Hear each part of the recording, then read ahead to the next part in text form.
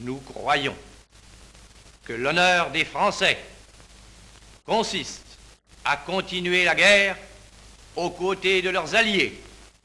Alors que la France du maréchal Pétain négocie une amnistie avec les Allemands, le général de Gaulle lance en juin 1940 une série d'appels à la résistance comme celui-ci.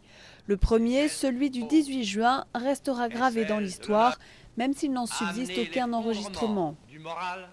Si la grande majorité des résistants français est coincée dans l'Hexagone, certains parviennent toutefois à traverser la Manche pour rejoindre les forces françaises libres. Sur place, ils sont accueillis en héros. Les Anglais se battaient pour les recevoir.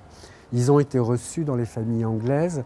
On leur donnait le lit du fils qui était parti à la guerre.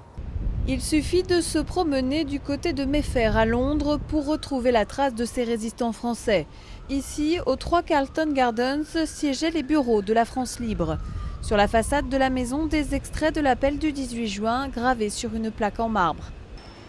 Un peu plus loin, cet hôtel servait de lieu de réunion aux partisans du général. Enfin, en plein cœur de Soho, on peut encore retrouver le bar-restaurant qui se dit être le lieu où le général de Gaulle aurait composé son célèbre discours du 18 juin.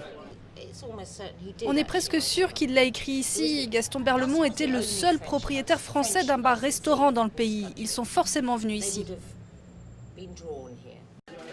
70 ans plus tard, Nicolas Sarkozy s'apprête donc à célébrer dans la capitale britannique l'appel qui a rendu sa fierté à la France.